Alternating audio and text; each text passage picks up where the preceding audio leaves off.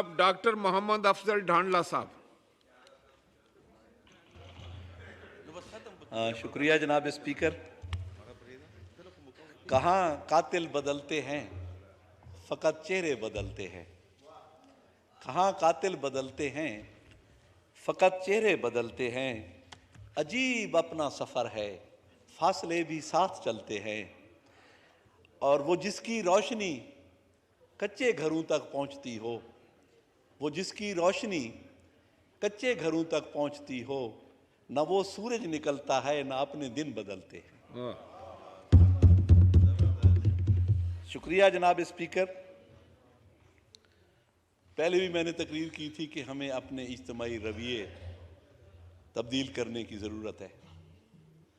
पाकिस्तान जब से बना है, हर आने वाली हुकूमत ये कहती है कि मुल्क नाजुक मोड़ पे खड़ा है। 70 साल में हम उस मोड़ को नहीं क्रॉस कर सके।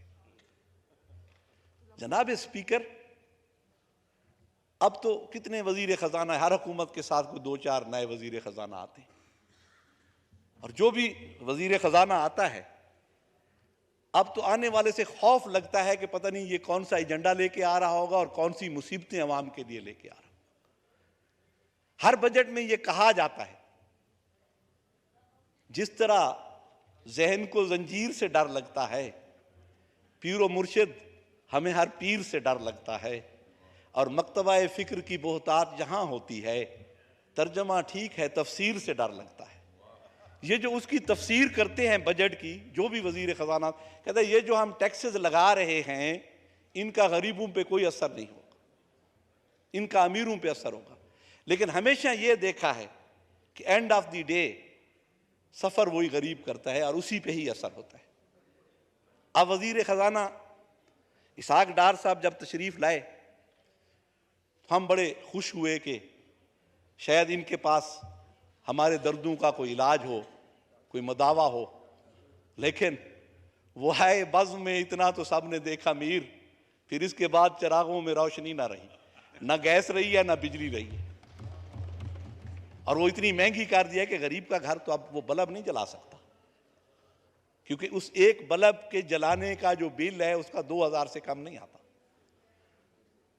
तो वो मेरे ख्याल में अंधेरे में ही बैठेगा। और जनाब स्पीकर,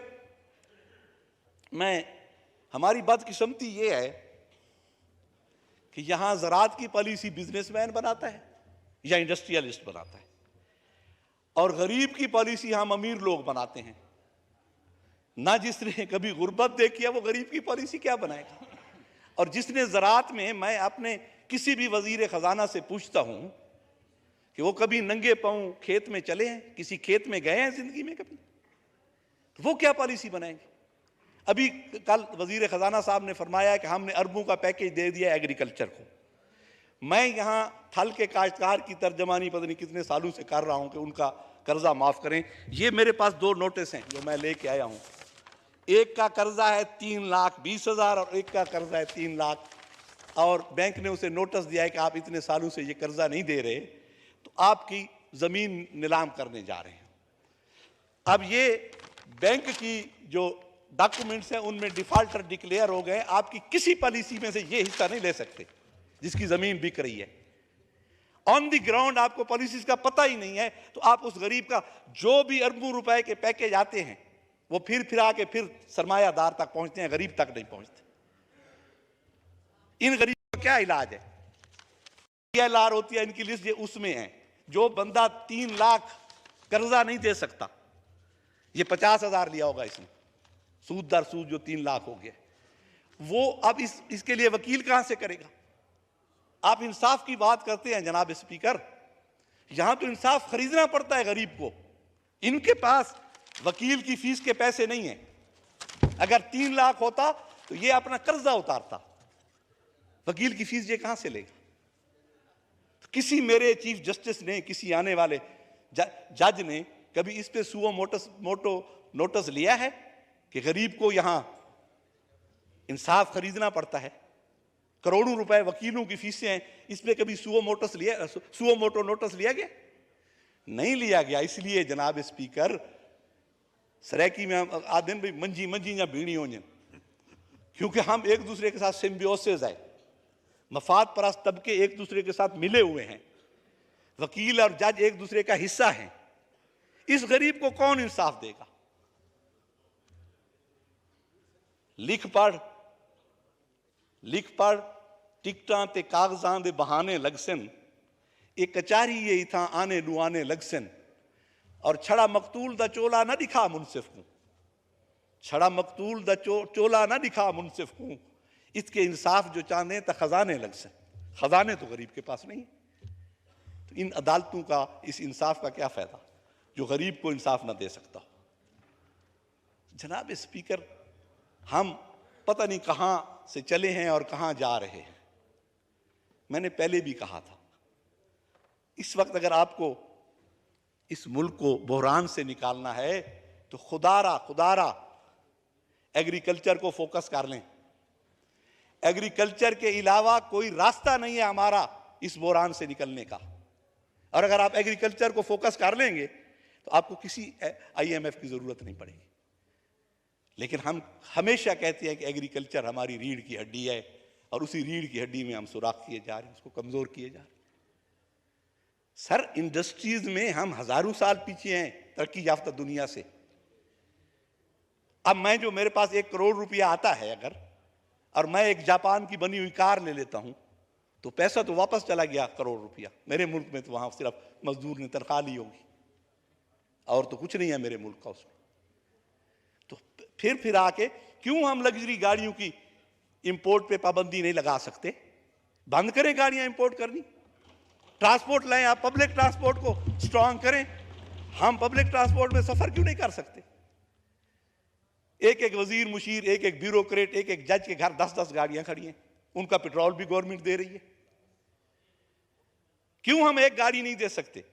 क्यों हमारे जो रूलिंग क्लास है, जो ब्यूरोक्रेसी है, वज़रा है, मुझे वो एक कनाल के घर में नहीं रह सकते? एक के घरों में रह रहे हैं सब लोग। 10-10, 100-100 मुलाजिम उनके घरों में खड़ा है। 100 बैग उठाने के लिए एक मुलाजिम है। मैं बाहर पढ़ता रहा हूं, मैं डर्माटोलॉजी में UK में, तो वहां प्रोफेसर का चपड़ासी नहीं था। प्रोफेसर खुद फाइल उठा के बाहर जाता था, मरीज को बुला के ले आता था और उसे चेक करता था। हमें अगर चाय देनी होती थी क्लास को तो वो खुद ट्रॉली खींच के लाता था, कहता था हेल्प योरसेल्फ। ये निज़ाम हम कब लाएंगे सर? यहां तो वही जो अंग्रेज आए थे, यहां हम उनके गुलाम थे, वही निज़ाम चल रहा है और हम गुलामी में जकड़े हुए हैं। यहां गरीब तो सर, गरीब का जीना 2 बार हो गया सर। तू तो खिले खिलन जोगा, मैं रोवां तो रो ना सकदा। तू तो खिले खिलन जोगा, मैं रोवां तो रो ना सकदा। दुनिया रब दी तेरे हिस्से, मैदे हिस्से भूख दे किसे। वो तो भूख है उसके हिस्से में। तू तो मौत को खाक समझ दे, तू तो मौत को मार सटे ने। साकू ता एक लाजे कीते, लाजे लाजे मरना पौंदे। और इन नगरी विच कोई ना आवे, ना कोई इत्था देरा लावे। इन नगरी विच कोई ना आवे, ना कोई इत्था देरा लावे।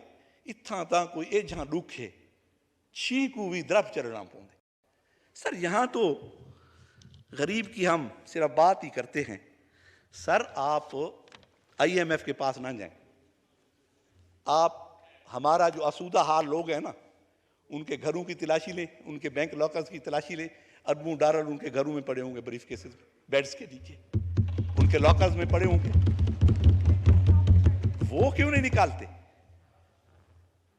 IMF के पास हम जाते हैं, जो भी अरबों का पैकेज आता है उससे अरबपति फायदा उठाते हैं। सर, गरीब तक नहीं पहुंचती ये मराहत। आप उस प्रोसीजर को जो गरीब की इमदाद का है इतना कॉम्प्लिकेटेड बना देते हैं, इतना पेचीदा बना देते हैं कि वो वहां तक पहुंचना ही मुश्किल है गरीब तक। IMF है, वो हमने देखा है, जो फार्मास्यूटिकल कंपनीज होती है ना, उनका जो मेडिकल रैप होता है, वो कहते हैं तुमने टारगेट 1 लाख का पूरा करना है। वो जब लाख का पूरा करता है तो वो कहते हैं आप 1.5 लाख का है अगले महीने। तो IMF ने तो यही करना है। ये तो मकसद है कि हमें खुद सोचना है। ये शर्त उल्फत भी अजीब है मोहसिन, ये शर्त उल्फत भी अजीब है मोहसिन, मैं पूरा उतरता हूं, वो मेयार बदल देते। वो तो इस अरब से 1 अरब 1.5 अरब दे रहे हैं, ये होगा तो अगले दफा वो कहेंगे अब और टैक्सेस लगाए अगले अरब के लिए। तो ये तो मेयार बदलते रहेंगे जनाब। सर इसका एक हल है, एक तो ये है कि ना हमारा जो सालाना बजट था उसमें, ना इस बजट में जो 2 हमारे बहुत अहम इशू हैं इस मुल्क के, वह एक पॉपुलेशन ग्रोथ है, दूसरा पानी की कमी है। इनके लिए कोई जिक्र ही नहीं। पॉपुलेशन ग्रोथ को आप जब काबू नहीं करेंगे तो हम तो कहां, आपके वसाइल बढ़ नहीं रहे, पॉपुलेशन इतनी तेजी से बढ़ रही है, कोई हुकूमत पूरा नहीं कर सकती उसे, कोई मंसूबा और नहीं है जब तक आप इस पे तवज्जो नहीं देंगे। जनाब स्पीकर, क्या आपसे अब कहें हम, बस ये है कि इनसे कहें खुदारा एग्रीकल्चर पे तवज्जो दें, उसको फोकस करें। उससे आपको एग्रीकल्चर 4-5 अजनास हैं, गंदम पैदा कर लें, कपास पैदा कर लें, चावल कर लें, ऑयल प्रोड्यूसिंग सीड्स जो है वो पैदा कर लें और एग्री बेस्ड इंडस्ट्री में आ जाए। ये है राह हमारी तरक्की की। तो इससे हम 70% जो आपकी आबादी है वो तो एग्रीकल्चर से मुंसलिक है। तो आप उनके बारे में ना सोचते हैं, ना उनकी पॉलिसीज हैं, और पॉलिसीज बनाने वालों ने जिंदगी में कभी खेत में गए ही नहीं, एग्रीकल्चर देखा ही नहीं, वो पॉलिसीज बना रहे। इसमें हम जरूरी है कि आप एक कौम, एक मंजिल और एक पॉलिसी, इस पे बैठ के सोचें, और रियासत के साथ वफादारी, और रियासत के मफाद की पॉलिसी, जाती मफादात की नहीं। यहां तो जाती मफादात के लिए कवानीन भी बन जाते हैं, पॉलिसीज भी बन जाती हैं, लेकिन बस अल्लाह हमें किसी सीधी राह पे चला दे, ताकि अब भी हमें मैं तो कहता हूं डिफॉल्ट होने दें, इस मुल्क को डिफॉल्ट होने दें। गरीब उठ के हमारा सब कुछ छीनेंगे, हम भी गरीब बनेंगे। इस वक्त हम अल्लाहु अकबर, अल्लाहु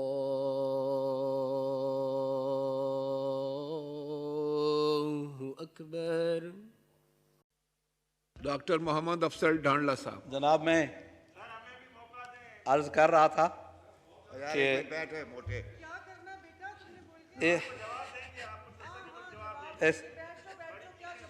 इस निज़ाम ज़र नो को, क्रॉस टॉक प्लीज। जनाब स्पीकर, मेरी गुजारिश ये है कि इस निज़ाम ज़र को ज़मीन बोस होना चाहिए। वतन को कुछ नहीं खतरा, निज़ाम ज़र है खतरे में। वतन को कुछ नहीं खतरा, निज़ाम ज़र है खतरे में। हकीकत में जो राहज़न है वही राहबर है खतरे में। और अगर तशवीश लाहक है तो सुल्तानों को लाहक है। न तेरा घर है खतरे में, न मेरा घर है खतरे में।